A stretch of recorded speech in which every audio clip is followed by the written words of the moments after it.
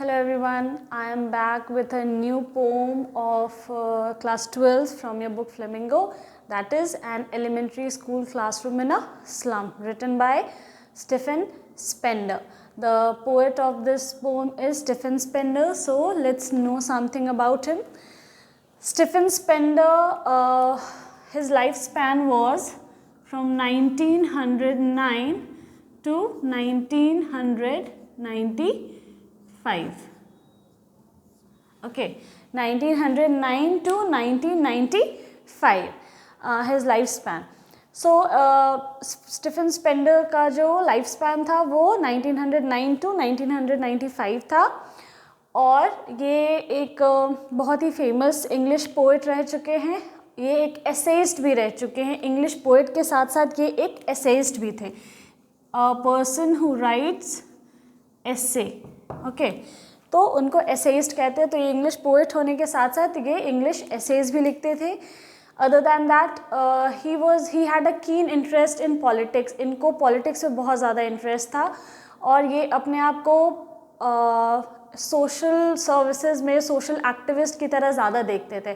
सो इन्होंने डिक्लेयर कर दिया था that he was a socialist he was more of a socialist then a poet. इनमें सोशल वर्क करने का की ज़्यादा इच्छा थी, इसीलिए वो सोशलिस्ट अपने आप को ज़्यादा देखते थे एज अ सोशलिस्ट, समाज सेवी. All right, then he was also a poet laureate. Poet laureate मैंने आपको पहले भी बताया था कि पोएट्री की दुनिया में जो सबसे ऊंची उपाधि होती है, जो सबसे ऑनर्ड एंड प्रेस्टिजियस पोस्ट होता है, वो होता है पोएट लॉरेट का, जो कि इनको दिया गया था, जिससे इन्हें सम्मानित किया गया था. देन इनके जो सब्जेक्ट्स होते थे, इनके जो थीम्स होते थे, वो ज़्यादातर होते थे सोशल इनजस्टिस को लेकर के, क्लास इनजस्टिस को लेकर के, सोशल स्ट्रगल. समाज में जिस तरीके के क्लास होते हैं, क्लास का मतलब नॉट क्लासरूम, क्लास का मतलब है यहाँ पे wealthy, rich, poor, middle class, high class, low class. इस क्लास की बात हो रही है. Then social injustice prevailing in the society. समाज में जो क्लास को लेकर के और ओहदे को लेकर के, किसी के पास, जिसके पास ज़्यादा पैसे हैं, कम पैसे हैं, तो उनका ट्रीटमेंट, तो ये सोसाइटी में जैसे जैसे प्रिवेल कर रहा था, जैसे जैसे बढ़ता जा रहा था, तो ये उन टॉपिक्स पे बहुत ज़्यादा फोकस करते थे. So let's read something about him in your book that has been written in your book. Stephen Spender was an English poet and an essayist. ये एक English poet और essayist थे. He left University College, Oxford without taking a degree and went to Berlin in 1930. ये इन्होंने university college को छोड़ दिया था जिसमें ये पढ़ाई कर रहे थे, ऑक्सफोर्ड को, बिना किसी डिग्री के साथ, और फिर ये बर्लिन चले गए थे 1930 में. Stephen took a keen interest in politics. इन्होंने अपनी पॉलिटिक्स की तरफ अपनी इच्छा दिखाई, बहुत ज़्यादा इंटरेस्ट था इनको. And declare him to be a socialist and pacifist. और अपने आप को सोशलिस्ट और पैसिफिस्ट दिखाया. सोशलिस्ट मीन्स मैंने आपको बता दिया समाज सेवी, एंड पैसिफिस्ट का मतलब होता है people who has a positive view towards the society. एक ऐसा इंसान जिसका जो शांतिवादी, कि हर चीज़ की तरफ जो किसी का एक पॉजिटिव व्यू होना, बिना लड़ाई झगड़े के किसी भी चीज़ को सुधारा जा सकता है, हर चीज़ को ठीक किया जा सकता है, तो उसको पैसिफिस्ट कहते हैं. ठीक है, मतलब समाज सेवा करके ये सोसाइटी के जो स्ट्रगल्स हैं उनको चेंज करना चाहते थे, पैसिफाई करना चाहते थे शांति भाव से. ठीक है, तो he declared himself as a socialist and pacifist. Books by Spender include poems of dedication. इनके जो कुछ बुक्स है उनका नाम है poems of dedication, then the age of being, the creative element, the struggle of the modern and an autobiography, world within world. ये सारे तो इनके फेमस कलेक्शंस थे ही. In an elementary school classroom in a slum. और इस poem में he has concentrated on themes of social injustice and class inequalities.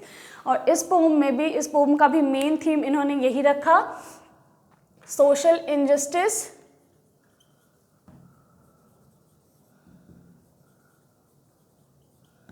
And class struggle,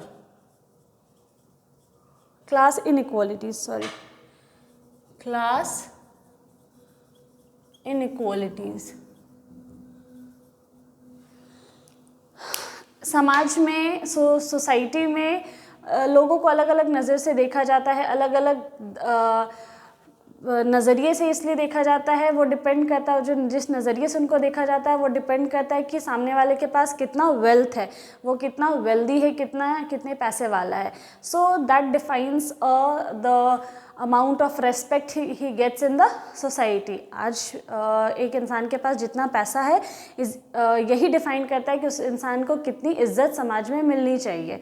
alright, so he wants to his themes were basically, his poems were basically, or his works were basically based on these themes. इसी चीज़ पे था कि class में जो इनडिफरेंसेस है, कि हर तरीके का प्रिविलेज जो है वो उस सोसाइटी को मिलता है. जो अपर क्लास होते हैं, upper class I mean not about cast and all, upper class means wealthy society, और जो लो क्लास है, जो स्लम्स में रहते हैं, जो पॉवर्टी स्ट्रिकन है, वैसे लोगों को किस किस चीज़ों से स्ट्रगल करना पड़ता है, वो लोग कौन सी चीज़ से डिप्राइव्ड रह जाते हैं.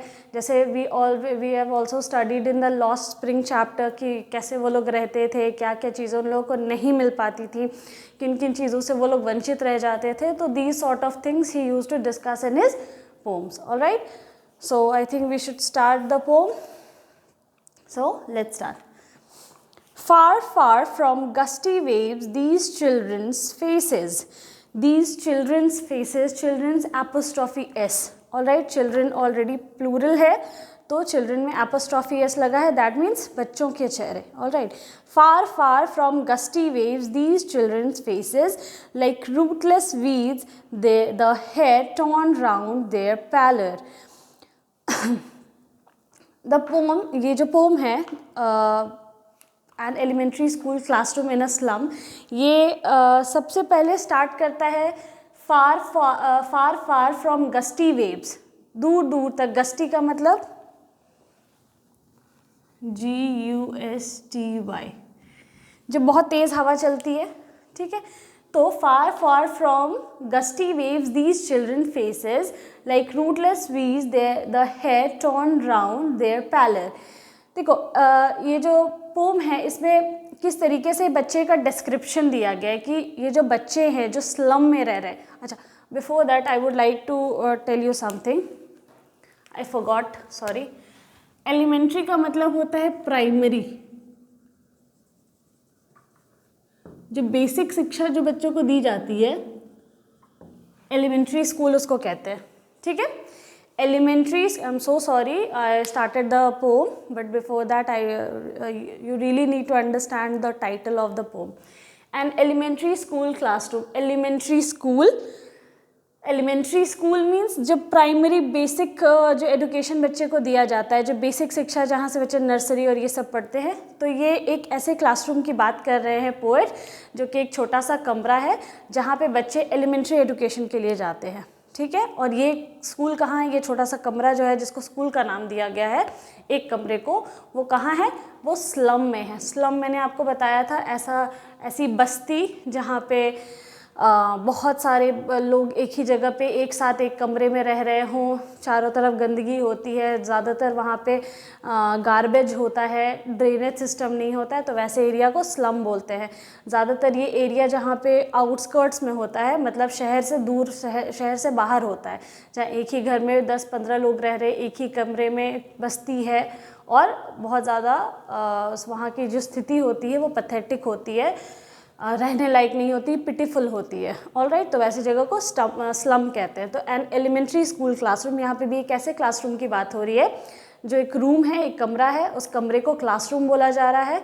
वो कमरा कहाँ सिचुएटेड है, एक स्लम में सिचुएटेड है, जहाँ वहीं के बच्चे पढ़ने के लिए जाते हैं, और वहाँ पे उनको कौन सा एजुकेशन मिलता है, एलिमेंट्री एजुकेशन, यानी कि जो बेसिक एजुकेशन होता है वो उनको दिया जाता है. Alright, now we will move towards the poem. Far, far from gusty waves, these children's faces like rootless weeds, the hair torn round their pallor. Gusty मतलब तेज़ लहरें, जो बहुत तेज़ हवाएं चलती हैं उसको गस्टी कहते हैं. ठीक है, waves means हवा, लहरें. जब हवाएं बहुत तेज़ चलती है। तो ये जो बच्चे हैं इनके चेहरे जो है वो डल हैं, गस्टी वेव्स की तरह, ठीक है, जो तेज़ लहरें चलती है जिनमें रूखापन होता है, जो बदरंग होती हैं, जिनमें एक हवा होती है ना जो ऐसे नॉर्मल जेंटल ब्रीज होता है, वो बहुत अच्छा लगता है, वो सुकून देता है। लेकिन जो गस्टी वेव्स होते हैं ना, जो तेज़ लहरें होती है, वो चेहरे को डल कर देती हैं, खिंचा हुआ, और उसमें ब्राइटनेस नहीं होता, उसमें कोई शाइन नहीं होता है। जैसे जो ऑटम के टाइम पे तो कैसे हाथ पैर पूरे रूखे रूखे हो जाते हैं, तो यहाँ जो बच्चों के चेहरे हैं वो भी वैसे ही बिल्कुल डल है, ठीक है। Like rootless weeds, the hair torn round their pallor. Rootless weeds.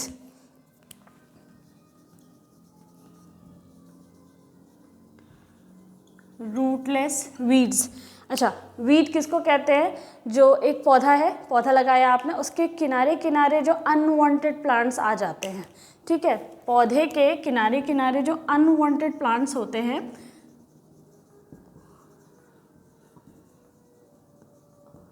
ठीक है, अनवांटेड प्लांट्स जो होते हैं उनको वीड्स बोला जाता है, ठीक है। एक बड़ा सा पौधा आपने अच्छा सा रोज़ प्लांट या कोई प्लांट लगाया है, उसके किनारे देखोगे आप बहुत सारे ऐसे पौधे आ जाते हैं जो मेन पौधे होते हैं उसके न्यूट्रिशन को खा जाते हैं। तो इन बच्चों को ऐसे रूटलेस वीड्स की तरह ट्रीट किया जाता है सोसाइटी में, यानी कि वो अनवांटेड है, उनको समाज में जीने का कोई हक नहीं है, जिनका कोई ज़रूरत ही नहीं था, जिनका कोई मीनिंग ही नहीं है, जिनका कोई एग्जिस्टेंस नहीं है, और वो उस तरीके की ज़िंदगी जी रहे हैं उस सोसाइटी में। कौन? ये बच्चे जो स्लम में रह रहे हैं, like rootless weaves, they are living like rootless weeds. The hair torn round their pallor, और उनके चेहरे जो हैं, उनके जो बाल हैं वो पूरे बिखरे हुए हैं, टॉर्न हैं, इधर उधर कटे हुए नहीं हैं, कहीं लंबे कहीं छोटे, उनके चेहरे पर वो आए हैं, पूरे जो बाल, उनका जो चेहरा है वो डल है, पेल है, बदरंग है, कई दिनों से ऐसे लग रहा है नहाया नहीं, कोई चमक नहीं है, उस पर कोई शाइन नहीं है। वो कहाँ से आएगा शाइन? अच्छा खाना है, वो मैल न्यूट्रिशन है। मतलब वो जो बच्चे वहाँ रह रहे हैं उनके चेहरे पे वो चमक इसलिए नहीं है क्योंकि उन लोगों को ढंग से खाना नहीं मिलता है, शायद एक टाइम का भी खाना उन लोगों को नसीब नहीं होता है, तो वो न्यूट्रिशन आएगा नहीं, तो वो लोग इसीलिए वीक दिखाई दे रहे हैं, वो लोग ऐसा लग रहा है कि कोई बीमारी हो रखी है उनको, ठीक है। तो the hair torn round like torn their pallor, उनके पूरे चेहरे पे बाल उनके बिखरे पड़े हैं, उनका चेहरा दिख ही नहीं रहा है। The tall girl with her weighed down head, the paper seeming boy with rat's eye, the stunted unlucky heir of twisted bones reciting a father's gnarled disease. अब देखो यहाँ पे एक बच्ची है, एक लड़की है, द टॉल गर्ल, वो लंबी तो है लेकिन विथ हर वेट डाउन, ऐसा लग रहा है कि वो झुकी हुई है, ऐसा लग रहा है कि उसके कंधे पे कितना बोझ है। वो इसलिए नहीं झुकी हुई है कि उसके कंधे पे बोझ है, वो इसलिए झुकी हुई है बिकॉज शी इज़ वीक, उसके बोन्स उतने मजबूत नहीं हैं, वो बीमारी से झुकी हुई है, ठीक है। और उसका जो सर है वो भी नीचे है, उसका सर शर्म से नीचे है, या तो burden bye poverty, she is burden bye poverty, वो गरीबी से इतनी ज़्यादा बेबस हो चुकी है कि उसका सर जो है वो झुका हुआ है, वो सर उठा नहीं सकती है, वो इतनी लाचार है, ठीक है। The tall girl with her weighed down head, भारी सर, जिसके सर पे बहुत ज़्यादा पॉवर्टी का बोझ है, ठीक है, वो उसके बोझ से उसका सर झुका हुआ है, उसके कंधे वो खुद झुकी हुई है। द पेपर सीमिंग बॉय, एक लड़का है जो बिल्कुल, उसको पेपर सीमिंग बोला गया है, वो इतना पतला है पेपर की तरह, उसको पेपर से कंपेयर किया गया है, पेपर सीमिंग, वो इतना थिन है, इतना लीन है, इतना पतला है कि वो पेपर की तरह दिखाई दे रहा है। The paper seeming boy with rat's eye, और उसकी जो आंखें हैं वो ग्रीडी हैं, रैट्स आई का मतलब है ग्रीड,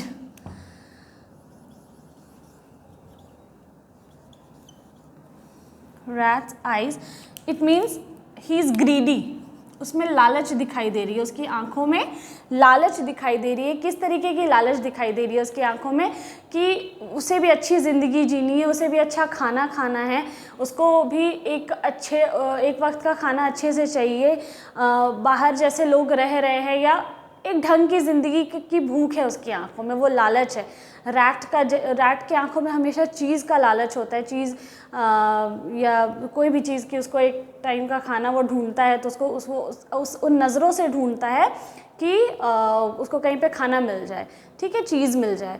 तो उसी तरीके से ये जो बच्चा है पेपर स्विमिंग, वो इतना पतला है कि उसकी आंखों में भी ग्रीड दिखाई दे रहा है, भूखी है उसकी आंखें। The stunted unlucky air, stunted का मतलब जो पूरी तरीके से ग्रो नहीं कर पाया है। The stunted unlucky heir of twisted bones reciting a father's gnarled disease. एक स्टंटेड बच्चा, मतलब स्टंटेड का मतलब वो पूरी तरीके से ग्रो नहीं किया है क्योंकि उसको सही से खाना नहीं दिया गया है। Not fully grown because of some disease, ठीक है। ऐसा लग रहा है कि इसका ग्रोथ रुक चुका है बॉडी का इसके। और ट्विस्टेड बोन्स, उसकी जो हड्डियां हैं वो मुड़ी हुई हैं। ऑफ ट्विस्टेड बोन्स, जैसे रिकेट्स और ये सब जो बीमारी होती है उसमें क्या होता है, हड्डियां बच्चों की, जब बच्चे बड़े होते रहते हैं तो उनकी हड्डियां टेढ़ी मेढ़ी होती है, कुछ डिफॉर्मिटी है उसकी बॉडी में।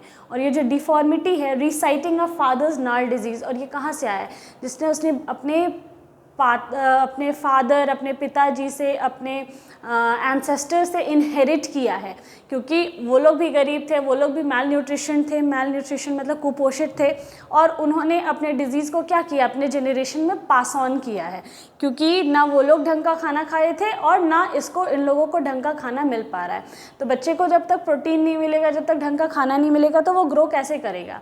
ऑलराइट, तो इस वजह से इसको अनलकी एयर बोला गया। अनलकी एयर का मतलब, एयर मैंने आपको उस टाइम पे भी बताया था लास्ट चैप्टर में, उत्तराधिकारी, ठीक है। वो ये अपने पिता का वो अनलकी, वो दुर्भाग्यशाली उत्तराधिकारी है जिसको अपने पिता से जायदाद, प्रॉपर्टी और ऐसा तो कुछ नहीं मिला है, लेकिन डिजीज़ ज़रूर मिला है। ऐसा डिजीज़ जो उसको सीधे ग्रो नहीं करने दे रहा है, ठीक से ग्रो नहीं करने दे रहा है, वो सीधे खड़ा नहीं हो पा रहा है। ऑलराइट, तो मैल न्यूट्रिशन से होने वाले डिजीज़ की वजह से उसका बॉडी जो है वो ट्विस्टेड है, इधर उधर वो स्टंटेड है, और वो बच्चा जो है वो अनलकी एयर है, यानी एक अनलकी यानी दुर्भाग्यशाली उत्तराधिकारी है वो अपने पिता का। His lessons from his desk at back of the dim class, one noted, sweet and young.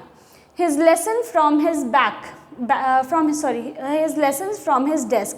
अब वो जो क्लासरूम है उसमें लाइट जो पूरी तरीके से डिम है, ठीक है, उसमें ढंग का बल्ब भी नहीं है। उस एलिमेंट्री क्लासरूम में जो बल्ब है वो इतना डिम है कि किसी के चेहरे दिखाई नहीं दे रहे हैं। But at the back of dim classes one unnoted, sweet and his lessons from his desk at back of the dim class, one noted, sweet and young. वहाँ जो बच्चे हैं वो सारे, किसी भी एज के बच्चे हैं, वो एक ही, अननोटेड मतलब किसी को पता नहीं है अपने एज को बिना ध्यान में रखते हुए, मतलब एक ही क्लासरूम है ना वहाँ पे, ऐसा नहीं कि 4 अलग, 5 अलग, 3 अलग, 2 अलग, ऐसा नहीं है। वहाँ सारे बच्चे एक ही चीज़ पढ़ रहे हैं, अननोटेड, ठीक है। मतलब अननोटेड मतलब बिना नोटिस किए कि किसको क्या पढ़ना चाहिए, क्योंकि वो कभी स्कूल ही नहीं गए, वहाँ एक ही क्लासरूम में जो पढ़ना है सब एक ही चीज़ पढ़ेंगे। जैसे अगर 2 का पहाड़ा पढ़ रहे हैं तो सब पढ़ेंगे वो 2 का पहाड़ा एक साथ, ठीक है। स्वीट एंड यंग, सब एक साथ पढ़ रहे हैं, छोटे बच्चे, मासूम बच्चे, बड़े बच्चे, सब। At back of the dim class, जो डिम क्लास है उसके पीछे वाले बेंचेज में, one unnoted, sweet and young, his eyes live in a dream of squirrel game in tree room other than his. लेकिन वहाँ एक छोटा सा प्यारा सा बच्चा है, बहुत प्यारा, जिसको कोई नोटिस करने वाला नहीं, जिस पे कोई ध्यान देने वाला नहीं है। वो जो बच्चा है वो पढ़ना नहीं चाहता है, वो उस क्लास में बैठा है, उसकी आंखों में अलग सपना चल रहा है, ठीक है। वो his eyes live in a dream, उसकी आंखों में एक अलग सपना है, वो एक अलग दुनिया में जी रहा है। और उसकी दुनिया क्या है कि वो बाहर जा कर के गिलहरियों के साथ खेलता, इन अ ट्री रूम, उसका एक ट्री रूम होता, और अदर दैन हिज, उस जो स्क्विरल का है ट्री रूम, उसको छोड़ करके उसका और स्क्विरल का एक अलग ट्री रूम होता जिसमें वो लोग स्क्विरल के साथ, वो और स्क्विरल खेल पाते। तो देखो, ऐसा नहीं है जो यहाँ स्लम में बच्चे हैं उनके सपने नहीं हैं, यहाँ पे एक मेटाफर के जैसा यूज़ किया गया है। उन बच्चों के भी सपने होते हैं, वो लोग भी सपने देखते हैं, लेकिन वो लोग इतने मजबूर हैं, इतने वीक हैं, इतने मैल न्यूट्रिशन हैं कि वो लोग इस बात को कोई नोटिस करने वाला नहीं है, इस बात पर कोई ध्यान देने वाला नहीं है कि इन बच्चों के सपनों को कैसे पूरा किया जाए, या उन बच्चों के सपनों को पूरा करने के लिए कुछ तो कदम उठाया जाए, या कैसे उनके लाइफ को सुधारा जाए। इस बात को देखने वाला, पहचानने वाला, इस बात पे कोई कुछ करने वाला, कोई कदम उठाने वाला कोई है ही नहीं। There is no one in the society because no one is paying attention, no one is paying attention towards their pitiful life. किसी को कोई फ़र्क नहीं पड़ता है, ना वो, चाहे वो पॉलिटिशियंस हो, चाहे वो हमारे सोसाइटी के वेल्दी पीपल हो, अच्छे स्टेटस के लोग हो, किसी को there is no one to make a comment, there is no one to pay some heed, there is no one to pay attention or do something about it, there is no one. That is why, यही वजह है that the poet is drawing our attention, अपने readers का attention इन बच्चों की तरफ जो poet है वो खींच रहे हैं, ठीक है। This is the only reason why our poet is drawing our attention, the attention of the readers towards this injustice prevailing in the society. इन्हीं के एज के बच्चे जो अच्छी जगह पे हैं, वो इसी एज में उन लोगों को हर तरीके की सुख सुविधाएं हैं, तो वो लोग क्या क्या नहीं कर रहे। वो लोग उन लोगों को खाना इतना सारा मिला हुआ है कि वो लोग खा नहीं पा रहे हैं, फेंक रहे हैं, खाना बर्बाद कर रहे हैं। But here these children, they are malnutrition, they are diseased, they are stunted because of malnutrition। अपने फादर से तो इनको जो डिजीज़ इनहेरिट किया ही इन्होंने, क्योंकि इनके फादर की भी स्थिति वैसी ही थी, but till now there is no one to improve their condition. कोई नहीं है ऐसा जो आए और इनके स्थिति को सुधारे। All right, now moving ahead, on sour cream wall donations, Shakespeare's head, cloudless at dawn, civilized dome, riding all cities, belled flowery, Tyrolist valley। अच्छा, जो रूम है, जो क्लासरूम है, वो ऑन sour cream wall, वहाँ की दीवारें जो हैं वो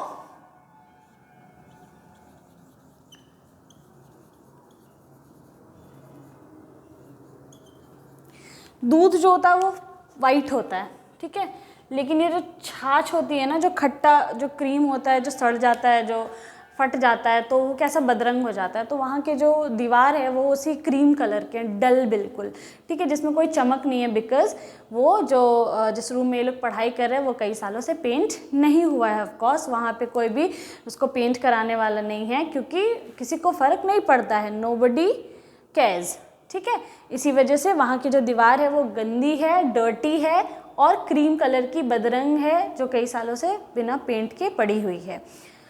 Shakespeare's head, cloudless at dawn, civilized dome, riding all cities। वहाँ कुछ पिक्चर्स और चार्ट्स लगे हुए हैं, ठीक है। तो उसमें से एक चार्ट पेपर है शेक्सपियर का। Shakespeare, you know who is Shakespeare? English के बहुत बड़े राइटर, ड्रामेटिस्ट, प्ले राइट, ठीक है। तो शेक्सपियर की एक तस्वीर लगी हुई है। तो शेक्सपियर को आपने देखा होगा कि वो बॉल्ड थे, यानी उनका जो सर था, उनके सर के ऊपर बाल नहीं था, ठीक है। तो जिसने भी वहाँ पे जो पिक्चर ड्रॉ की, उनको डोनेट किया है चार्ट पेपर, जब भी बना होगा वो क्लासरूम, जब भी जो वहाँ के पॉलिटिशियन होंगे, मे बी उनको जब वोट चाहिए होगा तो वो छोटा सा रूम, वो क्लासरूम उन्होंने बनाया होगा और ये सोच करके वहाँ पे उसको डेकोरेशन के लिए एक चार्ट पेपर दिया होगा, जिसमें से एक शेक्सपियर का चार्ट पेपर है, जिस शेक्सपियर के चार्ट पेपर से उन बच्चों को कोई मतलब नहीं है, किसी तरीके का कोई मतलब नहीं है उन बच्चों को। और ये जो शेक्सपियर है उनके लिए कोई महान आदमी नहीं है, वो इसको एक महान आदमी नहीं समझते हैं। इसका हेड जो है वो बॉल्ड है, जिसमें बाल नहीं है, वो उनके लिए एक डूम के जैसा है, ठीक है। Cloudless at dawn, civilised doom, riding all cities, ये उस तरीके का है जैसे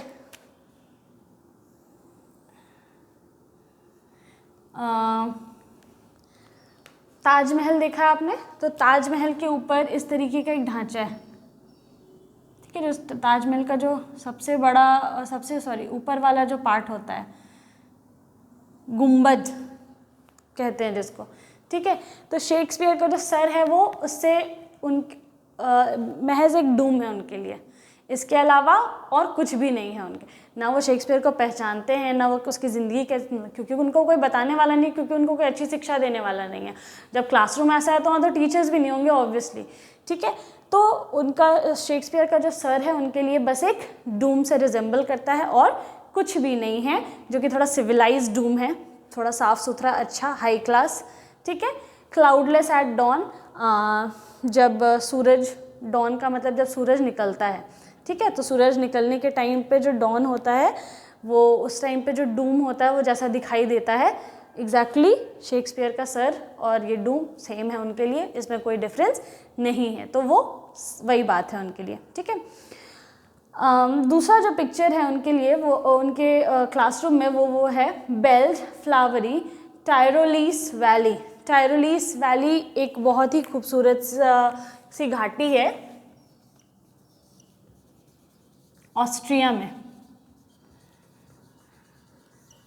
ये ऑस्ट्रेलिया की एक बहुत सुंदर सी घाटी है जहाँ पे वो हैं, फ्लावर्स हैं, बहुत सुंदर सुंदर, बहुत खूबसूरत घाटी है, नदियाँ हैं, मतलब एक बहुत ही सुंदर सी सीनरी का वहाँ पे एक चार्ट पेपर चिपका हुआ है, लगा हुआ है, जो कि है टायरोलीस वैली का open-handed map awarding the world its world, and yet for these children, these windows, not this map, their world, were all their futures painted with fog.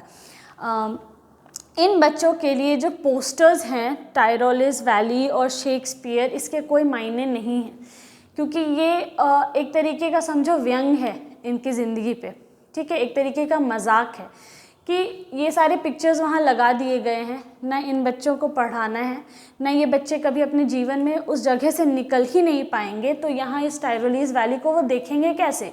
और पिक्चर में वो उस जगह को देख रहे हैं तो ये उस चीज़ की उम्मीद भी नहीं कर सकते हैं, जैसे उनकी कंडीशन है कि वो वहाँ कभी जाएंगे।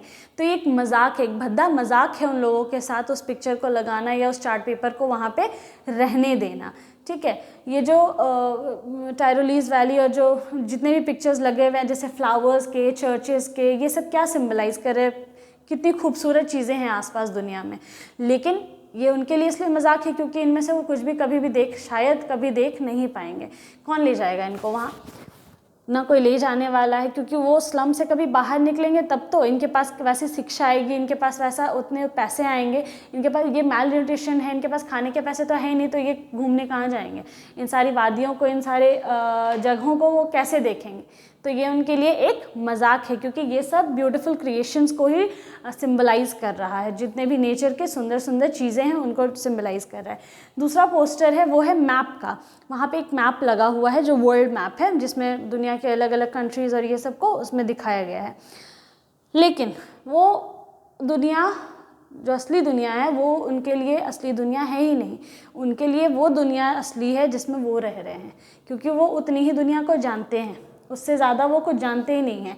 Open handed map awarding the world it's world, ठीक है, awarding the world it's world, वहाँ जो मैप लगा हुआ है वो उनको, उनकी नज़रों से देखो तो वो एक बस गोला है, ठीक है, वो एक गोल या किसी चीज़ का चित्र है जो उनको समझ नहीं आ रहा है, जो उनके सर से ऊपर जा रहा है, क्योंकि उनकी जो दुनिया है वो वहीं तक सीमित है जहाँ तक वो रहते हैं, और वो जगह उस मैप में शायद मेंशन भी नहीं है, वो दिखे भी नहीं रही होगी, ठीक है। तो ये उनके लिए एक और मजाक था, ठीक है, ये उनके लिए मैप का कोई डेफिनेशन नहीं है।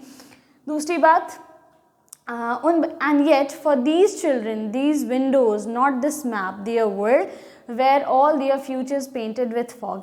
इन बच्चों के लिए ये जो वर्ल्ड, जो मैप जो उनको दिखाया जा रहा है उस पिक्चर में, और जो क्लासरूम, जो खिड़की, उनके लिए दुनिया बस उतनी ही है जो वो खिड़की से बाहर देखते हैं, वो उस वर्ल्ड मैप को दुनिया नहीं मानते हैं, वो बस उस दुनिया को मानते हैं जो खिड़की से बाहर वो देख रहे हैं। And yet for these children these Windows not this map, ये जो खिड़कियां हैं जो उनको दुनिया दिखा रही हैं, क्योंकि खिड़की से बाहर दिखने वाला जो जगह है बस वही उनके लिए दुनिया है, ठीक है, फॉर देयर वर्ल्ड। और उस खिड़की से जब वो बाहर देखते हैं तो उनको अपना फ्यूचर, उनको अपना करियर बिल्कुल फॉगी दिखाई देता है, धुंधला दिखाई देता है। पेंटेड विथ फॉग का मतलब है कि उसको कोई बनाने वाला नहीं है, उसको कोई शेप देने वाला नहीं है, उसको कोई आगे सीढ़ी, इनको कोई स्टेप्स देने वाला ही नहीं है कि हाँ सीढ़ी लो और अपने सफलता तक पहुंच जाओ, ऐसा करने वाला कोई भी नहीं है।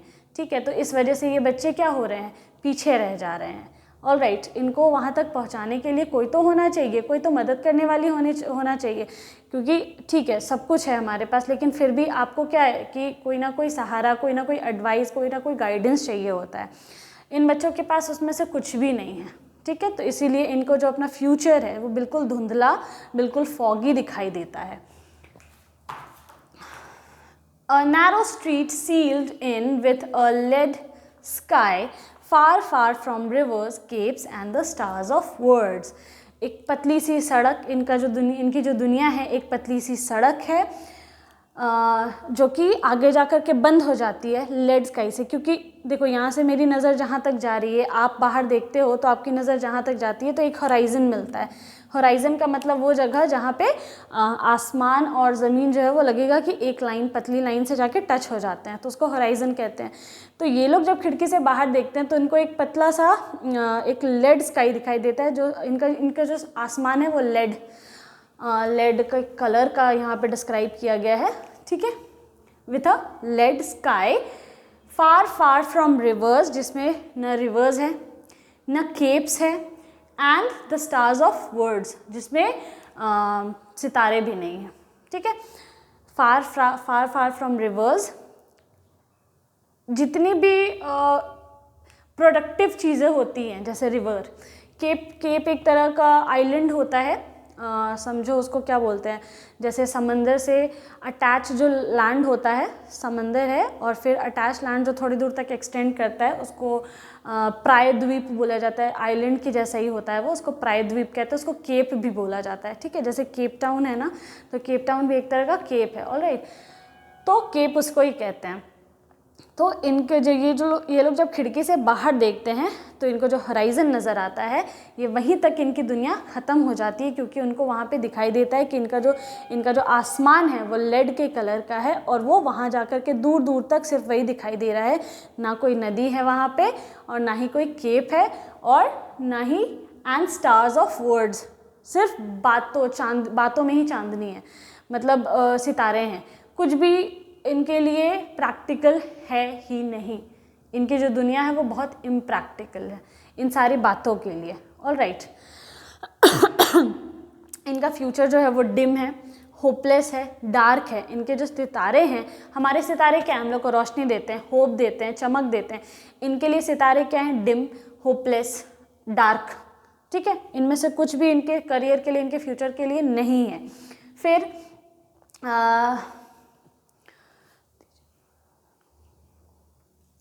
yes, I think I have discussed, और